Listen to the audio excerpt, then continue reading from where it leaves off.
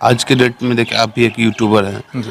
और खासकर पैसा के लिए लोगों के बीच में वैसी धारणा हो गई है कि लोग दो समुदाय, दो जाति, दो व्यक्ति को लड़ाकर किसी तरह कोई मुद्दा उठाकर वो अपना लूट कर रोटी सेकना चाहते हैं। आप तमिलनाडु पे बात कर रहे थे, तमिलनाडु के जो छोटा-छोटा पार्टी है ना वहाँ का, तो भाषा के अनुकूल किसी को अगर मान लो वहाँ समस्या, वहाँ के लोगों की क्या समस्या है? वहाँ के लोगों का कहना है कि तमिल आप बोलिए और कोई खास मुद्दा नहीं है। हुँ।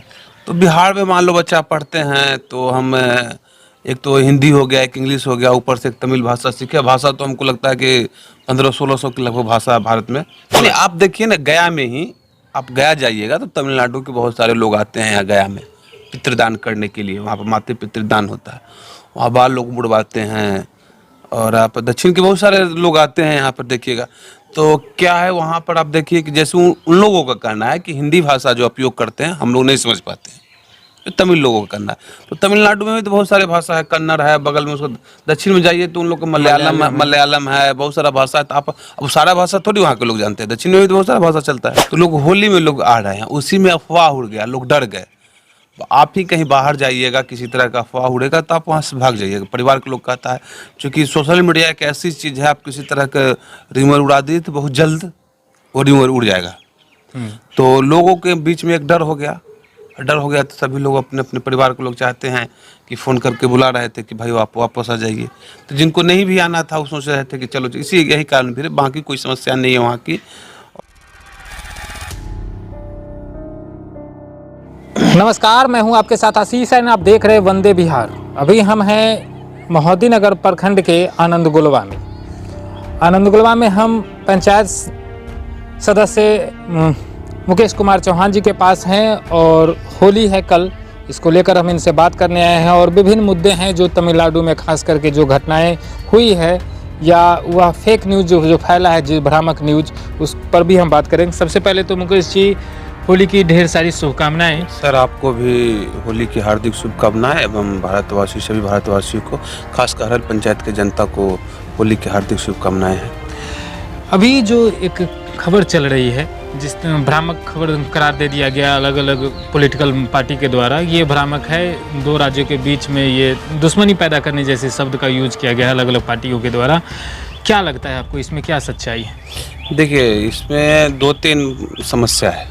देखिए भ्रमित ठीक है, हम कोई भ्रम फैला रहा है, लेकिन हमारे पास तो ये समस्या है ही ना कि हमारे जो हिंदी भाषी हैं, जो भी हिंदी भाषी हैं, वो दक्षिण भारत में जो जाते हैं तो उनके साथ दुर्व्यवहार किया जाता है। ये आप चाहे महाराष्ट्र देख लीजिए, आप अभी हाल की घटना आपने तमिलनाडु में ही बोला, तो तमिलनाडु के लोगों का तो ये मंशा तो है ही और वो इस तरह के व्यवहार करते हैं। खासकर वहाँ के आप एक मंत्री है, डीएम के जो मंत्री है, उन्होंने कितने बार भाषण में उन्होंने अपने पानी पूरी क्या क्या बिहारियों को, जो हिंदी भाषी है उन लोग को बोलता है। तो है हमारे यहाँ बेरोजगारी है, लोग काम करने के लिए बाहर जाते हैं, प्रदेश में जाते हैं, तो समस्या तो है। तो ये इसका मतलब ये नहीं है ना कि समस्या है। जैसे तो केजरीवाल भी जो पिछले बार का अगर वीडियो देखिएगा तो बोले थे उन्हें कि सब बिहारी आ जाते हैं। उन्होंने कहा कि बिहारी सब इलाज कराने के लिए यहाँ पर जो सरकार की जो फैसिलिटी है इसमें लो 200 रुपये या 500 रुपये का था इलाज का, जो हॉस्पिटल उन्होंने कर रखा था। तो देखिए समस्या बिहार के लिए तो समस्या है, बिहार के लोग प्लान करते हैं। अब देखिए राजनीतिक दृष्टिकोण से तो यहाँ पे सभी लोग जरूर संपन्न है, लेकिन यहाँ पर विकास उस दृष्टिकोण से नहीं। सड़क का निर्माण हो गया, आप विद्यालय का निर्माण देख लीजिएगा, लेकिन रोजगार जब होगा तब तो। अब विद्यालय में मान लो टेक्निकल हम डिग्री ले रखे हैं, तो इस टाइप के तो यहाँ पर काम है नहीं। चाहे जो भी है, लोग डेली वेजेस पे जो काम करने वाले हैं प्रदेश में, जो रिक्शा चलाते हैं, ठेला चलाते हैं, गोलगप्पे बेचते हैं, तो संख्या के आधार पर यहाँ रोजगार नहीं है, जिसके कारण लोग बेरोजगार हैं, तो लोग प्लान तो करते ही हैं। अच्छा, एक खबर कुछ जैसे हम लोग विश्वास करते हैं, प्रिंट मीडिया हो या जो नेशनल न्यूज़ चैनल है, उस पर हम ज़्यादातर लोगों का विश्वास होता है कि सबके घर में टीवी है, अखबार आते हैं। बिना जांच पड़ताल का टीवी और प्रिंट मीडिया खबर को चला देना, छाप देना, कहीं ना कहीं से लगता है कि जो भरोसा हाँ, ये तो है। आज के डेट में देखिए आप भी एक यूट्यूबर हैं और खासकर पैसा के लिए लोगों के बीच में वैसी धारणा हो गई है कि लोग दो समुदाय, दो जाति, दो व्यक्ति को लड़ाकर किसी तरह कोई मुद्दा उठाकर वो अपना लूट कर रोटी सेकना चाहते हैं।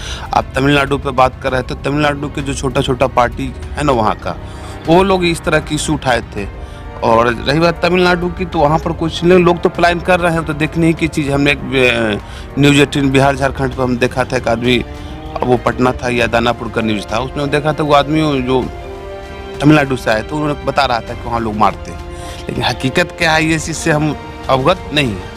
लेकिन विवाद वहाँ हुआ है, चाहे वो बिहार झारखंड के लोगों से हो या यूपी बंगाल के लोगों से, लेकिन कुछ न कुछ वहाँ विवाद हुआ है, जिसके कारण कुछ माहौल खराब हुआ नहीं था। तो डीजीपी जो, तो वहाँ के डीजीपी जो बोले कि हाल ये वीडियो जो वायरल किया जा रहा है ये सब हाल तो का नहीं है। नहीं, ये तो सही है, तो वीडियो सब फॉल्स है। और कोई एक यूट्यूबर जुबेर करके था, उसने डाला था, और ज़्यादा उसका देखते हैं यूट्यूब पर या ट्विटर पर भी बहुत एक्टिव पर्सन है, तो देखे थे उसका भी था। तो देखिए, दो तरह की बात है। हम बताते हैं कि जहाँ तक वहाँ जो है, जो हिंदूवादी ही लोग ज़्यादा हैं तमिलनाडु में। और आप सुने होंगे कि जिस समय में एक खतरा हिंदू समाज पर उठा था, तो दक्षिण के ही जो शंकराचार्य थे उन्होंने ही दंड लेके चल दिया था, तो पूरी एकता की बात हुई थी, हिंदू एकता की बात हुई थी। तो भाषा के अनुकूल किसी को अगर मान लो वहाँ समस्या, वहाँ के लोगों की क्या समस्या है, वहाँ के लोगों का ना है कि तमिल आप बोलिए, और कोई खास मुद्दा नहीं है। तो बिहार में मान लो बच्चा पढ़ते हैं, तो हम एक तो हिंदी हो गया, एक इंग्लिश हो गया, ऊपर से एक तमिल भाषा सीखे। भाषा तो हमको लगता है कि 1500-1600 की लगभग भाषा भारत में बोला जाता है। अब वो सारी भाषा लोग सीख कर कहाँ कैसे जाएगा? तो भाषा के आधार पर आप अगर कहीं पर भी, लेकिन हमारे साथ तो ये चीज़ संविधान में तो ये भेदभाव तो है ही ना, कि संविधान में भेदभाव भाषा के हिसाब, धर्म के हिसाब से, लिंग के हिसाब से नहीं करना है। फिर नहीं, आप देखिए ना, गया में ही आप गया जाइएगा तो तमिलनाडु के बहुत सारे लोग आते हैं यहाँ गया में पितृदान करने के लिए। वहाँ पर माते पितृदान होता है, वहाँ बाल लोग बुड़वाते हैं। और आप दक्षिण के बहुत सारे लोग आते हैं यहाँ पर, देखिएगा तो क्या है वहाँ पर। आप देखिए कि जैसे उन लोगों का कहना है कि हिंदी भाषा जो उपयोग करते हैं हम लोग नहीं समझ पाते हैं, तो तमिल लोगों का कहना है। तो तमिलनाडु में भी तो बहुत सारे भाषा है, कन्नड़ है, बगल में उसको दक्षिण में जाइए तो उन लोग का मलयालम है, बहुत सारा भाषा है। तो आप अब सारा भाषा थोड़ी वहाँ के लोग जानते हैं, दक्षिण में भी तो बहुत सारा भाषा चलता है। तो अब गया में ये लोग आते हैं, तो जितने दुकानदार हैं हमारे, वो तमिल बोलते हैं। ये एक मांग जायज हो सकती है, जैसे तमिल के लोग हैं, हम तमिल को प्राथमिकता देते हैं। जैसे तेजस्वी यादव जी भी कुछ दिन पहले बोल रहे थे कि जो बिहार के लोग होंगे उनकी हम प्राथमिकता पहले देंगे किसी भी वैकेंसी में। वो तो हर देखिए वोट बैंक की राजनीति की, देखिए वहाँ पर भी जो भी सत्ता में आई, आप तमिलनाडु में जो भी सत्ता में आता है, जबकि बिहारी वहाँ वोट नहीं गिराता है, तो वहाँ के इशू क्या करते हैं ये लोग कि बिहारी यहाँ हमारे हक खा रहे हैं, हमारे नौकरी खा रहे हैं। तो भाई, तो आपका नौकरी खा रहे हैं तो आप भी तो किसी राज्य में जाकर आप काम करते हैं।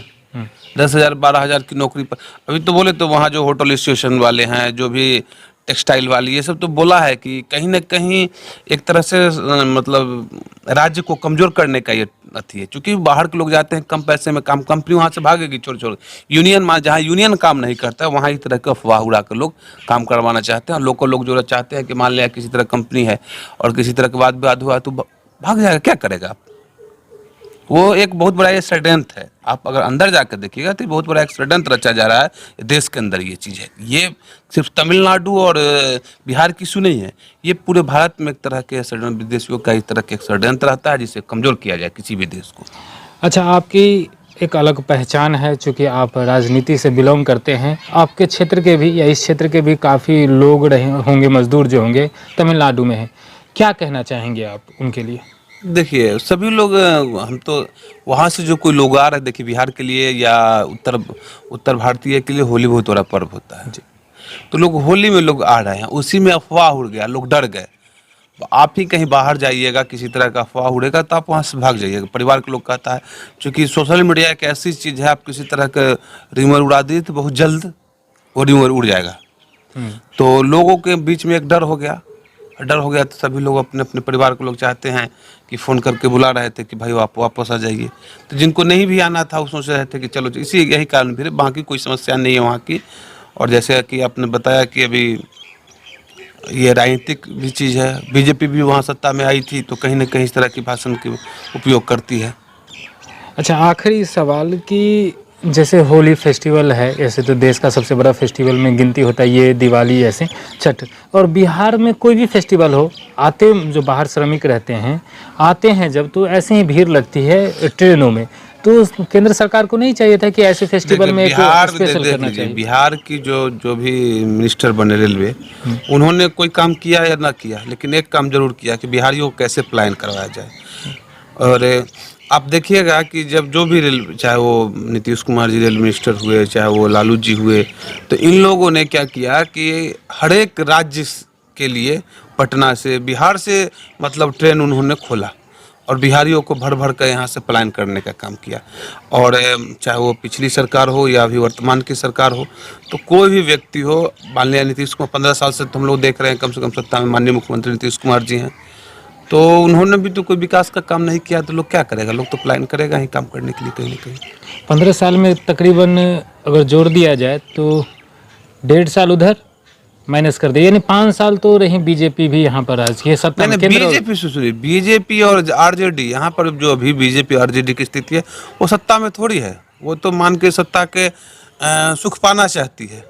वो सत्ता में जो मुख्यमंत्री, घर का जो मुखिया आपका होगा, सर वही मुख्यमंत्री न होगा। नहीं, मुखिया बनने की देखिए ताकत तो अभी है ही ना, बीजेपी के पास थी, 5 साल मौका भी मिला कि हम केंद्र में भी थे और उनके सहयोग से ही ना बीजेपी जदयू थी। सुनिए, सहयोग, अभी सहयोग किसी का हो, सत्ता सुख पाने के लिए सहयोग में, मुख्यमंत्री तो उनका नहीं है। मुख्यमंत्री तो मान कर चलिए कि मुख्य रूप से नीतीश कुमार ही है। और कल जो स्थिति कल बीजेपी के जदयू गठबंधन में था, वही स्थिति आज जदयू के आरजेडी का जदयू गठबंधन से सेम स्थिति दोनों है। और यही सब बात है। मान लें कोई खास बात नहीं है इस पे कि अभी जदयू आरजेडी आ गई है तो कोई विशेष पकड़ में है, चाहे उसकी कोई विशेष राजनीतिक चलती है। सारा डिपार्टमेंट को देख रेख माननीय नीतीश कुमार जी करते हैं प्रत्यक्ष। अभी हाल में देखिए शिक्षा मंत्री ने शिक्षकों के लिए क्या क्या साइन कर दिया कि 3 लाख शिक्षकों की बहाली होगी। कैबिनेट में गया, कैबिनेट कहा कि हमारे पास वित्तीय पैसा नहीं, उसको रिटर्न कर दिया। तो कहीं ना कहीं जब तक नीतीश कुमार जी को जो चीज़ नहीं इच्छा करता है, कोई भी बजट या गजट हो पास नहीं हो पाता। चलिए, आखिरी सवाल बताइए कि क्या कहेंगे जो वहाँ पर अभी भी मजदूर फंसे हुए हैं, उनके लिए क्या कहेंगे? देखिए, आप मजदूर फंसे हुए नहीं हैं, ये शब्द आप भी एक मीडिया में होकर बोलते हैं। मजदूर वहाँ फंसे नहीं है, मजदूर वहाँ रह रहे हैं। उनकी रोजी रोटी, किसी भी राज्य में जो मजदूर कमाने गए वो रह रहे हैं। और तमिलनाडु की स्थिति ठीक है, ऐसी कोई बात नहीं है कि वहाँ पर जो भी हमने देखा कि इससे पहले भी हमने, हाँ, लेकिन बिहारियों का अपमान तो जरूर होता है, चाहे वो महाराष्ट्र हो, बंगाल हो, असम हो, तमिलनाडु हो। घबराने की बात नहीं, घबराने की कब तक? अब देखिए, बिहारी घबराता नहीं है, तो है ना, एक बिहारी 100 पर भारी, तो वही बात है, एक बिहारी 100 पर भारी है। लेकिन ये है कि घर के परिवार के लोगों की जो चिंताएं हैं वो बढ़ जाती है। तो मैं तो आपके चैनल के माध्यम से कहना चाहता हूँ कि ऐसी कोई बात नहीं है वहाँ पे। हाँ, हुड़दंग कुछ लोग हैं, 1% से भी कम लोग हैं, 0.कुछ% लोग हैं जो चाहते हैं कि माहौल ख़राब हो, और माहौल ख़राब होने के बाद वो चाहते हैं कि वो अपनी राजनीतिक रोटी सेके। चलिए, धन्यवाद सर हमसे जुड़ने के लिए। जैसा कि मुकेश कुमार चौहान जी ने कहा कि डरने की कोई बात नहीं, ये अफवाह है, वहाँ पर कोई भी खतरा नहीं है। आप वहाँ पर रहें, अगर हैं तो वहीं पर आप काम कर रहे हैं तो काम करें, अगर होली में घर आना चाहते हैं तो अभी आए। थोड़ी चिंताएं जरूर परिवार वालों की बढ़ जाती है क्योंकि इस तरह की अफवाह से। आप देख रहे हैं वंदे विहार, अगर फेसबुक पर देख रहे हैं तो इस वीडियो को शेयर करें, यूट्यूब पर देख रहे हैं तो हमारे चैनल को सब्सक्राइब करें। धन्यवाद।